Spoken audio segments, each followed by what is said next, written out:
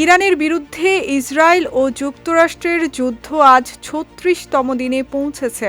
এই সময় ইরান জুড়ে ব্যাপক বিমান হামলা, মার্কিন ড্রোন ও যুদ্ধ বিমান ভূপাতিত হওয়া এবং তেল, গ্যাস ও অবকাঠামোতে হামলায় ভয়াবহ ক্ষয়ক্ষতি হয়েছে বলে বিভিন্ন আন্তর্জাতিক মিডিয়ার খবরে বলা হয়েছে।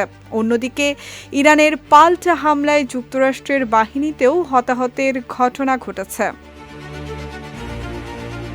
মার্কিন প্রতিরক্ষা দপ্তর পেন্টাগন জানিয়েছে, ইরানে চলমান যুদ্ধে এখন পর্যন্ত অন্তত ১৩ জন মার্কিন সেনা নিহত হয়েছেন।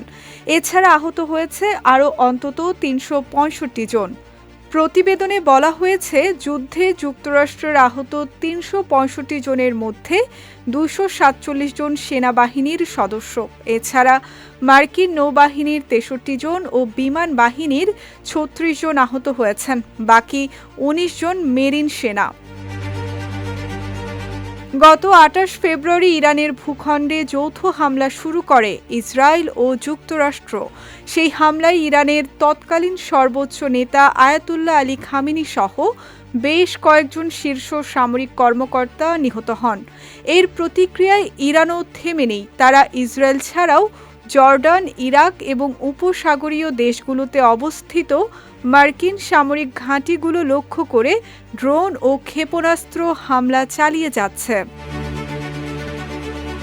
এতে মার্কিন বাহিনীতে হতাহতের ঘটনা যেমন ঘটেছে, তেমনি দেশটির আকাশ প্রতিরক্ষা ব্যবস্থা, যুদ্ধ বিমানেরও ক্ষয়ক্ষতি হয়েছে। মধ্যপ্রাচ্যের এই অস্থিতিশীল পরিস্থিতি কেবল প্রাণহানি নয়, বরং বিশ্বজুড়ে জ্বালানি তেলের বাজারেও অস্থিরতা তৈরি করেছে। সঙ্গীতা শাহ, বিজয় টিভি নিউজ ডেস্ক।